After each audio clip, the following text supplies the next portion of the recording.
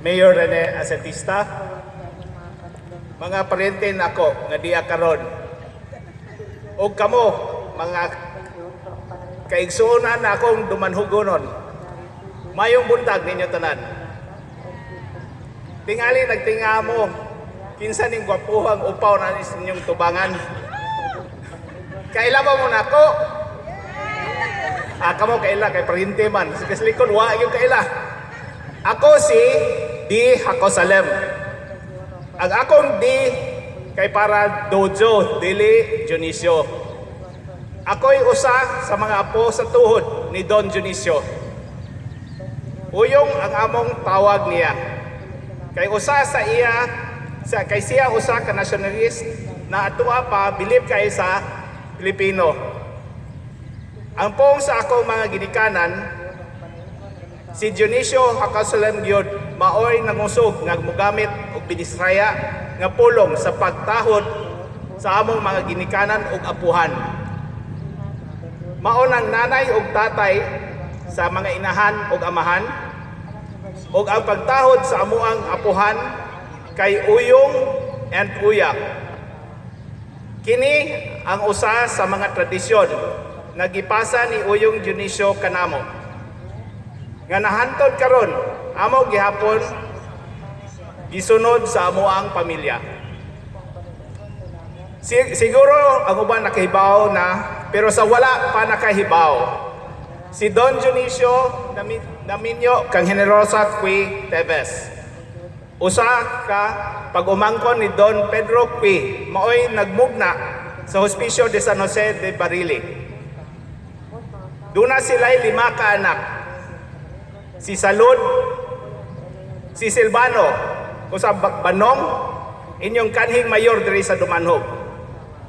Ikatulo si Maria, si Fernando ang akong apuhan, ug si Panyak. Sa serbisyo publiko, daghan siya katungdanan nga gigunitan. Ako lang isa-isay ang mga tipila ka posisyon. Sa panahon nga gobernador si Uyong Dionisio sa Sugbo, siya ang nagpatugma sa pagsumpay sa amihanan ug habagatan sa Sugbo, sa pamaagi sa paghimo og mga dalan. Hantod karon, labi na diri padong sa habagatan, ato pa makit-an ang mga dagkong akasya na mga punuan na iya gipatanom. Ikaduha, si Don Dionisio Hacosalem, usa ka dumanhugonon, maoy nahimong unang Pilipino sa membro sa kabinete sa Amerikanhon. Atong panahon na under American rule tayo, ang iya posisyon mao ang pagka-Secretary of Commerce.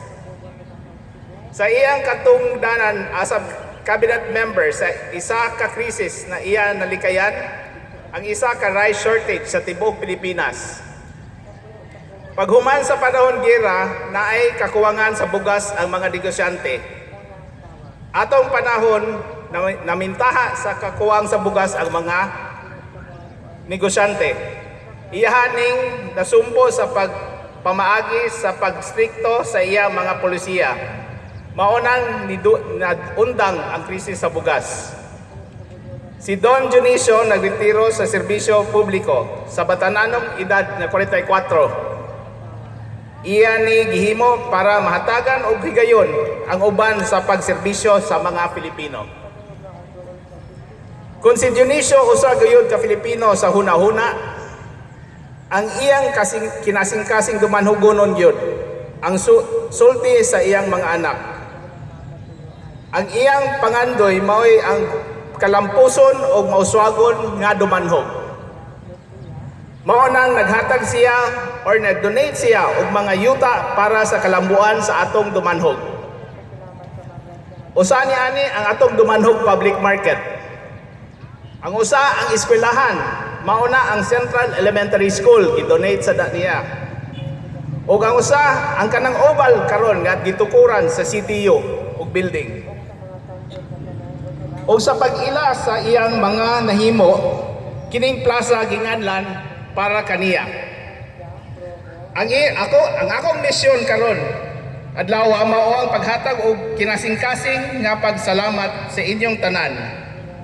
Salamat nga wala siya mahug sa kalimot ug mura rag buhi siya sa inyong kasing-kasing. Salamat kang Mayor Esentista. Magpasalamat mi sa paghatag ninyo og higayon para sa pagtapok-tapok, sa pag-ila-ila ug sa pagpasidungog ni Don Dionisio Hacosalem. O gikan namo sa pamilya ni Uyong Dionisio, among mainit na pagsalamat sa inyo tanan. Mayong buntag. Thank you very much, Sir Joseph. That ends our short program this